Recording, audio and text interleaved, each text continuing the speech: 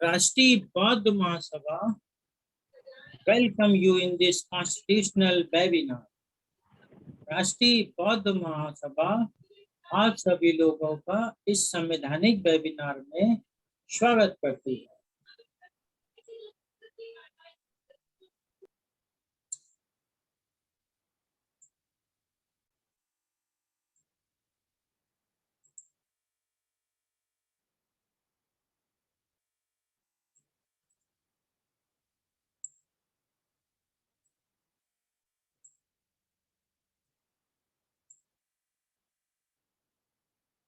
साथियों, जैसा कि आप लोग जानते हैं, मेरा नाम आरसी धीमान है। मैं पीएचडी कॉलेज में असिस्टेंट प्रोफेसर के पद पे कार्यरत हूँ और ये मेरा डिक्लेरेशन है। आज इस संवैधानिक वेबिनार में अध्यक्षता कर रहे माननीय अध्यक्ष महोदय जी एवं संचालन कर रहे माननीय संचालक महोदय जी, राष्ट्रीय बौद्ध महासभा के संस्थापक माननीय धर्म प्रकाश भारती जी एवं राष्ट्रीय क्रांति जिला स्तर के पदाधिकारीगण, राष्ट्रीय बौद्ध महासभा के अध्यक्ष माननीय बादल सिंह बौद्ध जी एवं भारत के समस्त नागरिकों, उपासक एवं उपासिकाओं,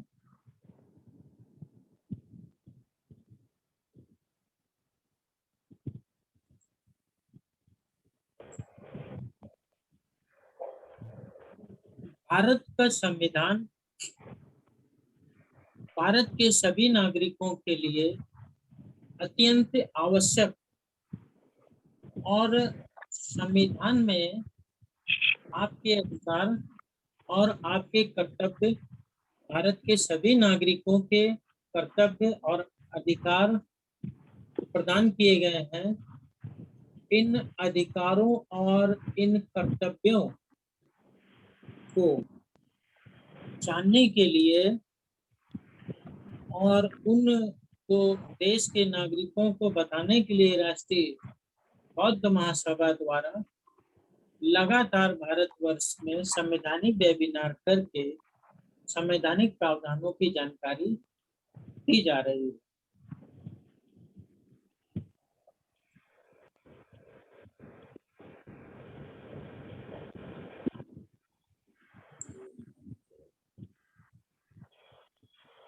स्लाइड कुछ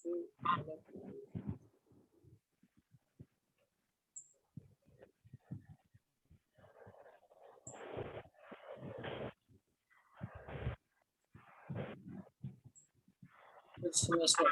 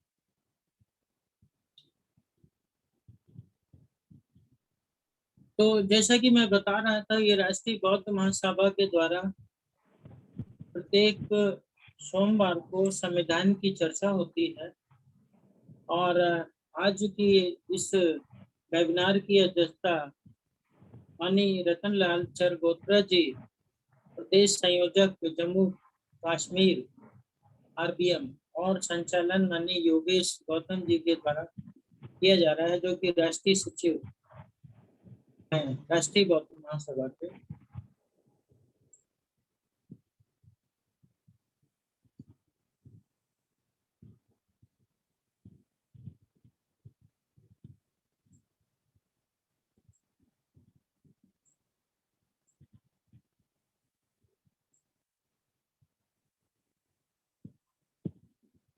आज का जो टॉपिक है वह है आर्टिकल 46 और आर्टिकल 46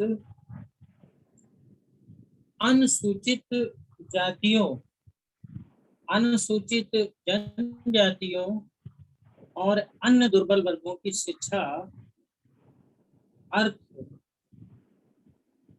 आदि से संबंधित आर्टिकल है। भारत देश के अंदर जब अनुसूचित जाति, अनुसूचित जनजाति के संबंध में चर्चा होती है तो कहीं ना कहीं जो है उनकी शारीरिक, आर्थिक और मानसिक दुर्बलता की भी चर्चा होती रही है।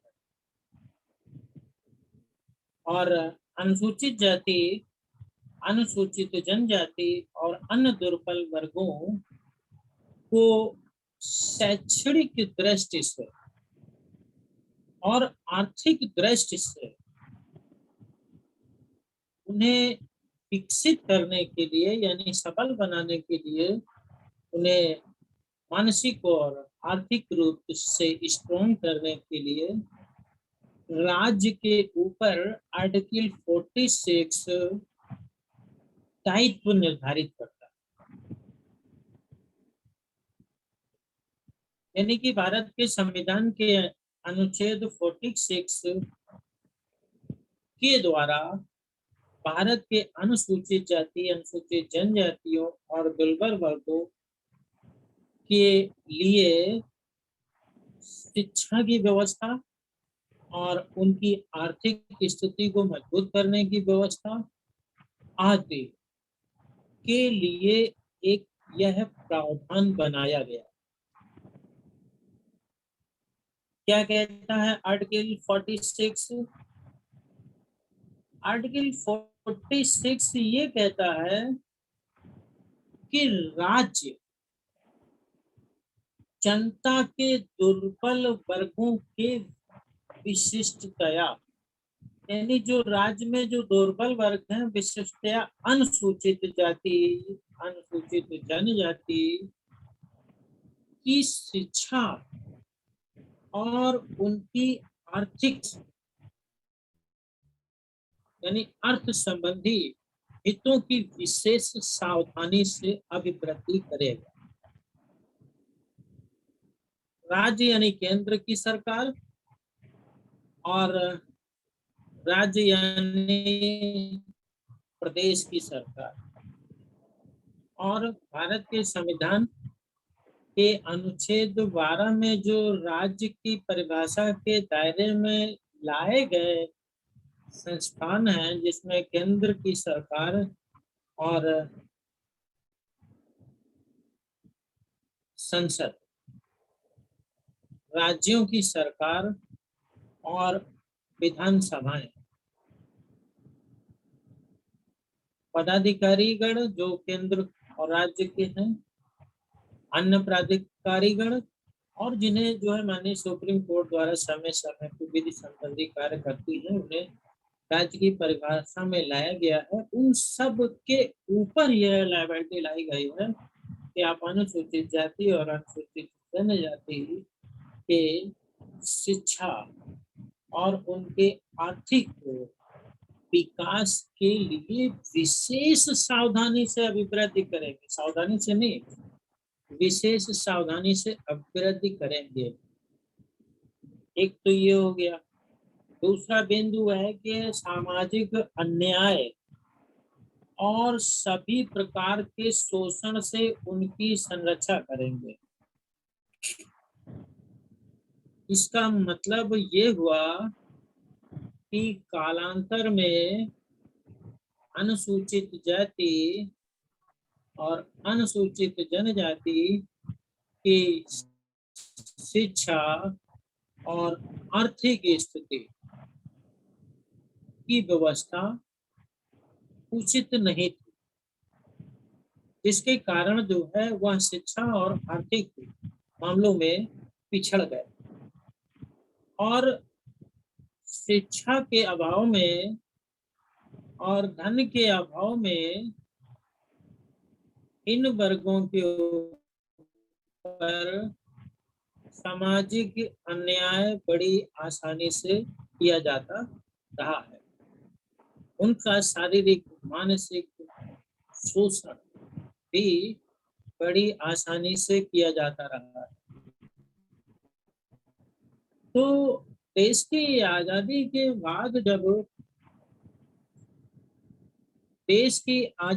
बाद जब भारत का संविधान लागू होता है तो इस संविधान के माध्यम से सभी व्यक्तियों को समान अवसर प्रदान करता है। भारत के संविधान के अनुच्छेद 14 में साफ साफ कहा गया है, समता की बात कही गई है कि राज्य की नजर में सभी व्यक्ति समान हैं और राज्य विधियां जो है सभी को समान रूप से संरक्षण प्रदान करती है, यानी कि इक्वालिटी की बात कही गई है। तो इक्वालिटी लाने के लिए भारत के सभी नागरिकों को शिक्षित होना चाहिए, सभी व्यक्तियों का आर्थिक विकास होना चाहिए। परंतु जब हम अनुसूचित जाति और अनुसूचित जनजाति की तरफ नजर डालते हैं तो उनके लिए विशेष उपबंध करने की आवश्यकता है, क्योंकि शिक्षा को प्राप्त करने के लिए धन की आवश्यकता है और धन न होने के कारण शिक्षा नहीं प्राप्त हो सकती है और समुचित अवसर भी चाहिए, राइट टू एजुकेशन भी चाहिए। तो इसलिए ये आर्टिकल रखा गया कि अनुसूचित जाति, अनुसूचित जनजाति और अन्य दुर्बल वर्गों के लिए जो है शिक्षा और अर्थ के व्यवस्था हितों के संबंध में जो स्टेट है बहुत सावधानी से अभिवृद्धि करेगा। यानी केंद्र की सरकार के ऊपर यह रिस्पॉन्सिबिलिटी है कि वह अनुसूचित जाति, अनुसूचित जनजाति और दुर्बल वर्गों की शिक्षा के लिए बड़ी सावधानी से अभिवृद्धि करे। राज्यों के ऊपर भी यह लायबिलिटी है। और दूसरी जो महत्वपूर्ण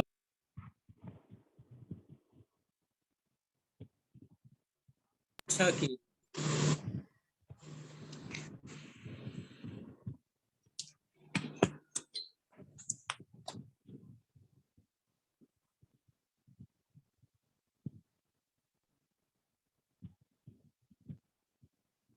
और उनसे उसकी रक्षा की जाए। आवाज आ रही है आप लोग को? जी सर जी। जी साहब आवाज आ रही है, कंटिन्यू रखें। क्लियर है? जी क्लियर। ठीक, थैंक यू। तो मैं ये बता रहा था कि इस आर्टिकल के द्वारा अनुसूचित जाति, अनुसूचित जनजातियों की शैक्षणिक और आर्थिक अभिवृद्धि की रिस्पॉन्सिबिलिटी स्टेट के ऊपर ये डाल दी गई। दूसरी रिस्पॉन्सिबिलिटी ये स्टेट के ऊपर डाल दी गई कि आप सामाजिक अन्याय और शोषण से इनकी रक्षा करो, संरक्षण करो, प्रोटेक्शन करो। ये दो रिस्पॉन्सिबिलिटी जब स्टेट के ऊपर डाल दी गई तब क्या हुआ? अब वो जो है आप समझिए कि स्टोरी आगे बढ़ती है तो क्या होता है,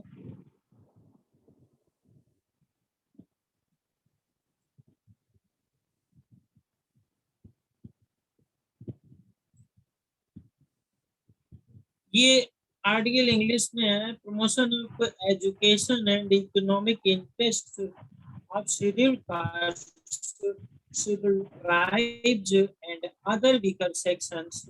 The state shall promote with special care the educational and economic interest of the weaker sections of the people and in particular of scheduled castes and scheduled tribes, and shall protect them from social injustice and all forms of exploitation।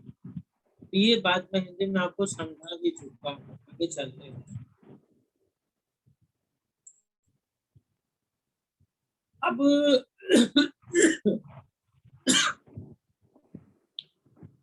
एक जो article 46 में rights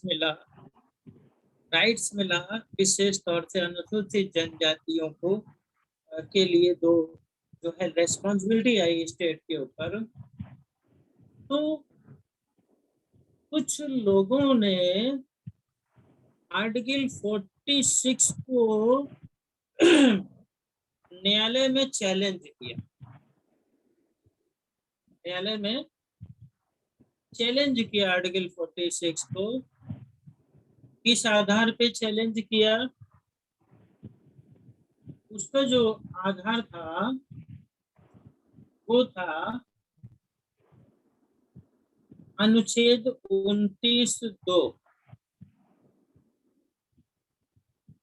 अनुच्छेद 29(2) में क्या लिखा हुआ है? अनुच्छेद 29(2) में लिखा हुआ है कि राज्य द्वारा पोषित या राजनिधि से सहायता पाने वाली किसी शिक्षा संस्था में प्रवेश से किसी भी नागरिक को केवल धर्म, मूल, वंश, जाति, भाषा या इनमें से किसी के आधार पर वंचित नहीं किया जाएगा।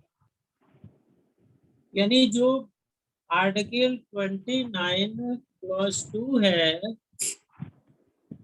वह स्टेट के ऊपर यह रिस्पॉन्सिबिलिटी डालता है कि आप जो स्टेट की निधि से यानी राज्य निधि से, राज्य निधि मतलब राज्य के पैसों से, यानी जो टैक्स पेयर जो हम लोग टैक्स देते हैं, भाई स्टेट की इनकम का कोई जरिया नहीं है, स्टेट कोई मजदूरी करने नहीं जाता है ना। स्टेट की जो इनकम है वह टैक्स से होती है, और टैक्स दो प्रकार के होते हैं, एक प्रत्यक्ष कर होता है, एक अप्रत्यक्ष कर होता है। प्रत्यक्ष कर जो है सर्विस करने वाले लोग और जो है जो व्यापार करने वाले होते हैं वो जीएसटी के रूप में, या जो है सर्विस करने वाले टैक्स देते हैं आयकर के। परंतु जो प्रत्यक्ष कर होता है जिसमें आप एक कोलगेट भी खरीदते हैं तो आपसे टैक्स लिया जाता है, यानी एक कोई भी प्रोडक्ट होता है उसमें जो अप्रत्यक्ष कर होता है वो देश का हर एक नागरिक देता है। तो ये अप्रत्यक्ष कर और प्रत्यक्ष कर ही जो है स्टेट के पास जाता है और एक राजस्व के रूप में इकट्ठा होता है, फिर उसी राजस्व से देश चलता है। तो राज्य निधि यानी राज्य द्वारा पोषित या राज्य निधि से सहायता प्राप्त जो शिक्षण संस्थाएं हैं उसमें धर्म, मूल, वंश, जाति इत्यादि के आधार पे जो है प्रवेश में विभेद नहीं किया जाएगा। राइट टू इक्वलिटी की बात की गई है। तो इस आर्टिकल को आधार बनाकर आर्टिकल 46 को चैलेंज किया गया कि article 46 of Indian constitution article 29 clause 2 का अतिक्रमण करता है, क्योंकि जो है आर्टिकल 29(2) फंडामेंटल राइट्स है और हमारा मौलिक अधिकार है, और इस मौलिक अधिकार का अतिक्रमण जो है ये आर्टिकल 46 करता है। इसलिए इस आर्टिकल 46 को नल एंड वाइड घोषित कर दिया जाए। यह जो है स्टेट ऑफ मद्रास बनाम चंपाकरण दौरे राजा AIR 1951 SC 226 और अन्य केसों में अलग अलग तरीके से ये चैलेंज हुआ, खासतौर से ये जो केस मैंने बताया।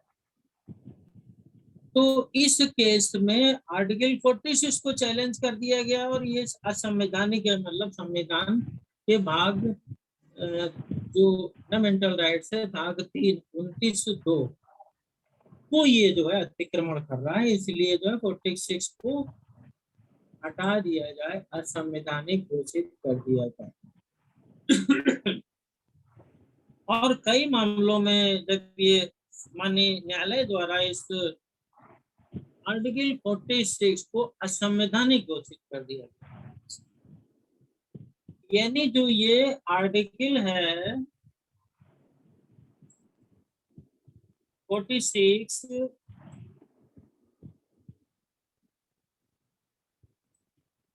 वह असंवैधानिक घोषित हो गया, यानी संविधान विरोधी हो गया। संविधान में अनुच्छेद 29(2) का अतिक्रमण कर रहा है, ये इसलिए 46 क्या हो गया, असंवैधानिक हो गया।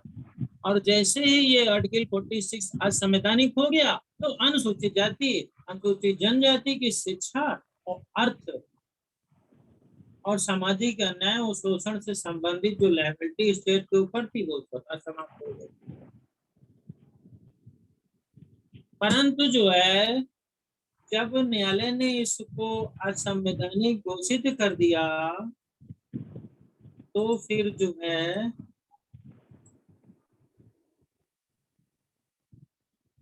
भारत के संविधान में संशोधन किया गया। टी देवदासन बनाम union of India AIR 1954 SCC 179 का केस भी आया।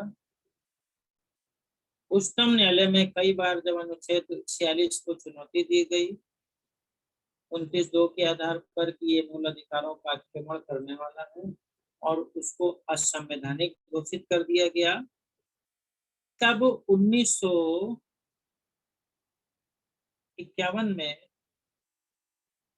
प्रथम संशोधन करके अनुच्छेद 15 में एक आर्टिकल इंसर्ट किया गया। वो आर्टिकल क्या इंसर्ट किया गया, वो आर्टिकल जो है अनुच्छेद 15(4) है। इसके समय बता चुका हूं। 15(4) में क्या लिखा हुआ है, इस अनुच्छेद की या अनुच्छेद 29 खंड 2 की कोई बात राज्य को सामाजिक और शैक्षिक दृष्टि से पिछड़े हुए नागरिकों के किन्हीं वर्गों की उन्नति के लिए या अनुसूचित जातियों और अनुसूचित जनजातियों के लिए कोई विशेष उपबंध करने से निवारित नहीं करेगी। जब ये 15(4) आ गया तो जो है वो जो असंवैधानिक घोषित करने का काम था वो समाप्त हो गया। और ये 15(4) ने जो है इसको वैधता प्रदान की। क्या लिखा है कि जो 29(2) में कोई बात कही गई है, क्या कही गई है कि राज्य द्वारा पोषित या राज्य निधि से संचालित जो शिक्षण संस्थाएं हैं उसमें धर्म, मूल, वंश, जाति इत्यादि के आधार पर प्रवेश से किसी को वंचित नहीं किया जाएगा। तो ये जो अनुसूचित जाति की बात यहाँ पर आ रही थी, ये डिस्क्रिमिनेशन जो है साफ दिख रहा था कि अनुसूचित जातियों को विशेष जो है प्रोविजन दिया जा रहा है, जबकि आर्टिकल 29(2) में जो है इक्वलिटी की बात की गई कि जाति के आधार पर विभेद नहीं किया जाएगा, जबकि 46 में विभेद किया जा रहा है।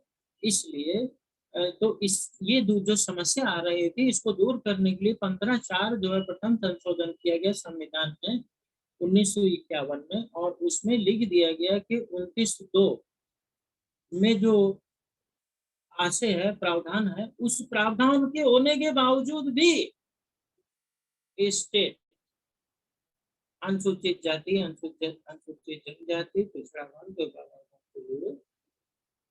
विधि बना सकेगा इनकी अभिप्राय। तो उसके होने के बावजूद इसको स्टेबल किया गया। अब उसका परिणाम क्या हुआ? परिणाम ये हुआ कि अनुसूचित जनजातियों के लिए और अनुसूचित जातियों के लिए स्टेट के ऊपर लायबिलिटी फिर आ गई। कि भाई जो है आपको अनुसूचित जातियों, अनुसूचित जनजातियों और दुर्बल वर्गों के लिए जो है प्रोविजन करिए, बनाइए कुछ ऐसा जिससे कि उनकी शिक्षा और अर्थ संबंधी हित सुरक्षित हो सके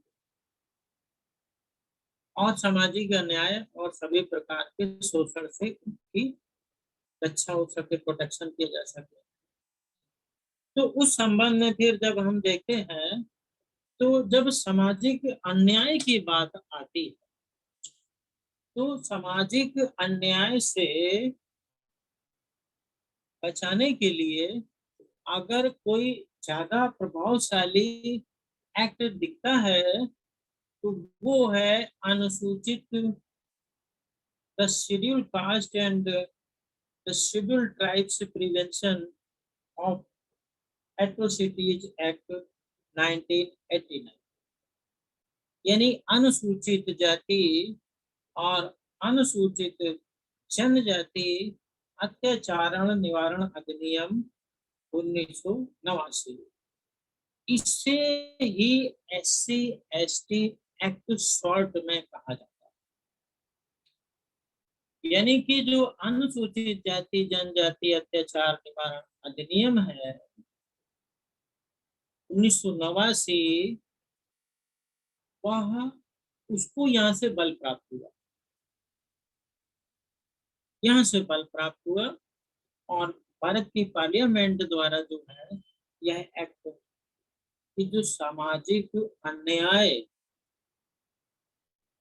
होता था अनुसूचित जाति अनुसूचित जनजातियों के साथ, उनका जो शोषण होता था, उससे प्रोटेक्शन करने के लिए अनुसूचित जाति अनुसूचित जनजाति अत्याचार निवारण अधिनियम 1989 बना। और इसके अलावा सिविल अधिकार संरक्षण अधिनियम 1955, सिविल अधिकार संरक्षण अधिनियम 1977 भी जो है हमें देखने को मिलता है। अनुसूचित जाति और अनुसूचित जनजाति राष्ट्रीय आयोग जो है, उसमें जो है भी जो चीजें नजर आती हैं, जो प्रोविजंस बनाए जा रहे हैं, और जो स्कॉलरशिप है और जो आर्थिक अभिवृद्धि के लिए आरक्षण है, आरक्षण में प्रमोशन है, व्यापार में है। यानी कि अगर अनुसूचित जाति और अनुसूचित जनजाति की शैक्षणिक और आर्थिक अभिवृद्धि करनी है, तो उनको सभी डायमेंशन में अवसर प्रदान करना होगा। शिक्षा जो है सभी प्रकार के विकास का माध्यम है। आर्थिक अभिवृद्धि के लिए व्यापार में उन्हें अवसर प्रदान करना होगा, बैंकों के द्वारा लोन प्रदान करना होगा। अनुसूचित जाति अनुसूचित जनजाति के लिए जो लोन की अलग से व्यवस्था की जाती है वो है। इस तरीके से जो आर्थिक हित हैं, उसकी अभिवृद्धि के लिए बहुत ही सावधानी से स्टेट को काम करने की आवश्यकता है और सामाजिक अन्याय और सामाजिक अत्याचार को रोकने की आवश्यकता है। अब जब अनुसूचित जाति अनुसूचित जनजाति अत्याचार निवारण अधिनियम के माध्यम से जो है अन्याय अत्याचार को रोकने की बात होती है, तो फिर उसी एक्ट के अंतर्गत जो है SC/ST कोर्ट की भी बात की गई कि अनुसूचित जनजाति के मामलों को स्पेशल कोर्ट के माध्यम से, यानी SC/ST कोर्ट के माध्यम से निस्तारित किया जाए, स्पीडी ट्रायल के माध्यम से। तो इस तरीके के बहुत सारे जो है इसके डायमेंशन सामने आए और जो है अनुसूचित जाति अनुसूचित जनजातियों को कहीं ना कहीं जो है कुछ न कुछ जो है लाभ प्राप्त होता रहा है। और आज भी स्टेट के ऊपर यह रिस्पॉन्सिबिलिटी यह आर्टिकल निर्धारित करता है कि अनुसूचित जाति और जनजातियों की शिक्षा और अर्थ संबंधी मामलों में सावधानी पूर्वक उनके हितों का एक्शन करें, अभिवृद्धि करें। और जो सामाजिक अन्याय उनके ऊपर होता है और जो शोषण होता है उसको दूर करने के लिए अगर अनुसूचित जाति जनजाति अत्याचार निवारण अधिनियम पर्याप्त नहीं है तो और सख्त विधियां बनाएं, क्योंकि अनुसूचित जाति अनुसूचित जनजाति अत्याचार निवारण अधिनियम होने के बावजूद भी जो है बड़े पैमाने पे अनुसूचित जाति अनुसूचित जनजाति के साथ सामाजिक अन्याय और शोषण की घटनाएं, अत्याचार की घटनाएं लगातार सुनाई पड़ रही हैं। इसका मतलब है कि और सख्त कानून बनाने की स्टेट को आवश्यकता है ताकि इनके सामाजिक, आर्थिक और जो है शारीरिक, मानसिक सर्वांगीण विकास किया जा सके। इस तरीके से ये कई डायमेंशन में जो है आर्टिकल जाता है और यहीं पर जो है मैं अपने विचारों को समाप्त करता हूँ।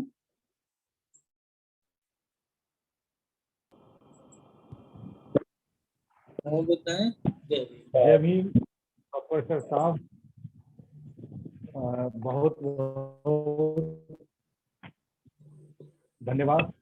आज आपके द्वारा आर्टिकल 46 के बारे में विस्तृत जानकारी जो आपने इस वेबिनार के माध्यम से सभी श्रोतागणों की दी है, मैं सभी श्रोतागणों की ओर से आपको तहे दिल से धन्यवाद करता हूं साहब।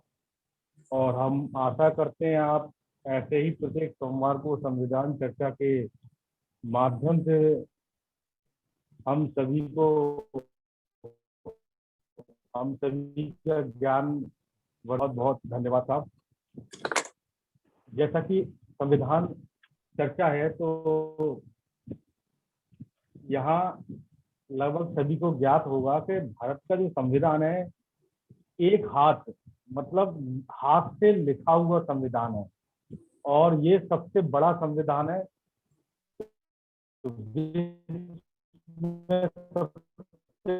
बड़ा संविधान अंग्रेजी और हिंदी में जो संस्करण है उसकी ओरिजिनल कॉपी, असली कॉपी है जो हमारे संसद भवन की लाइब्रेरी में हीलियम के एक बॉक्स में रखी गई है।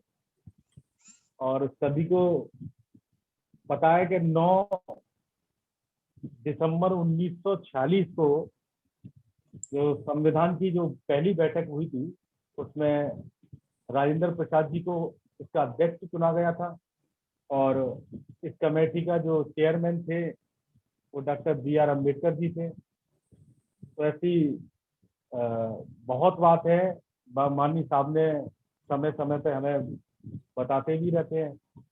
तो इसी कड़ी में मैं आगे बढ़ाते हुए मैं हमारे आज के वेबिनार की अध्यक्षता कर रहे माननीय रतनलाल चरगोत्रा जी जो अध्यक्ष हैं आज की वेबिनार के, मैं उनसे अनुरोध करता हूं कि वो अध्यक्षता उद्बोधन रखें। माननीय रतनलाल चरगोत्रा जी।